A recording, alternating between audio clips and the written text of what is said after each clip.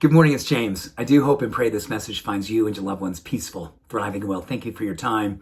Thank you for your energy. This morning is a special morning. I'm going to share something with you that I think is really going to galvanize so much of what it is that we do every single day, not just here, but more importantly, out in the world after we connect each and every morning. And I think this is going to give a lot of us permission to be who we are during the times that we're living in. And I love to say, being a spiritual person right now is absolutely incredibly important. It's essential to be who we are and keep our lights on during these times. But also it's not easy.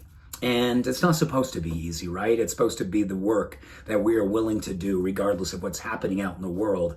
We choose courageously each and every day to show up with our heart open, to be absolutely demonstrations to the greatest degree of being a beneficial presence on the planet, and doing it in a way with humility and grace, dropping the ego and raising our love. And I want to share with you something that the Mayo Clinic talked about, 4 or 5 years ago. They did a study on what they called moderate delusional optimism, which I think many of us would say, oh my gosh, that's totally me and I love it. I see the good in people. I see the good in the world in spite of appearances that seem to be more and more dark and challenging. I still decide to be optimistic and loving and hopeful and go out in the world and broadcast that. And the Mayo Clinic said that's a beautiful way to live. In fact, it's an anti-inflammatory way to be, is when we choose to be moderate delusional optimists and really hope and live for the best. And I want to share with you something from a book that I love. And I've read it, probably 4 or 5 times in the last 2 years. It's that good. It's called Transcend. It's a book by Scott Barry Hoffman, and it's kind of an overview of the work of Abraham Maslow, the humanistic psychologist, who I'm sure most all of us have heard of, and many of us really love his philosophy. And he said something that I think is beautiful, and Scott paraphrases it beautifully in small print, so I'm going to give you an opportunity to hear this. He calls people like us, and I don't mean that like separating people like us, but people who are more spiritual, more optimistic, more open in the heart. He calls us transcenders. And he said transcenders are happy people. They can be more ecstatic and more rapturous and experience greater heights of happiness. But they are also prone, because of this openness to happiness, to be a little bit more on the sad side because they have an understanding of what's possible in the world. He called it cosmic awareness, like the world could be so good if we could just love one another, if we could just see the good in human decency. He said there's a sadness that we also carry because we see how short people can become due to not open their hearts and opening their minds to see what's possible.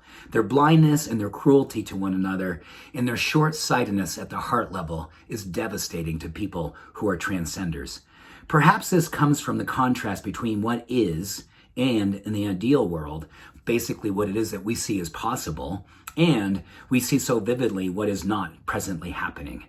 But this is the price that we pay for having our direct seeing of the beauty of the world and wanting to be participating in being more beautiful, of the saintly possibilities in human nature that resides in all of us, and our unwillingness to stoop to lows where darkness becomes the rule. Wow, isn't that good and hard and honest and a call?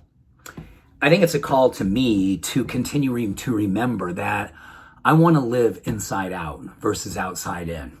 I'm a big believer that all the spiritual work that we do is so that we can have our inner atmosphere create more of a beautiful and brilliant outer weather.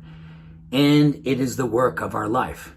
It's the greatest thing we could have as a job description. I say a divine job description, capital J, capital D, and the great work of all of our life. And I do believe that as moderate delusional optimists or transcenders, or however you want to refer to the work that you do and how you show up in the world, continue. Do the work that you need to do so you can go out in the world and be broadcasting that kind of hope and love and moderate delusional optimism. Because the world needs you. The world needs us to continue to not allow ourselves to acquiesce to what I'm calling the present level of average, or as we can say, a little bit below average, and believing that we can be the change we wish to see and be in the world. Transcenders, an opportunity to remembering what it is that we are here to do, and more importantly, and I wanted you to know that you are not alone. I stand with you. I choose to be a seer of love and light and possibility and hope. And I'm so grateful that you do too. I see you and I love you. Much love. Every blessing. Have a beautiful day. Bye for now.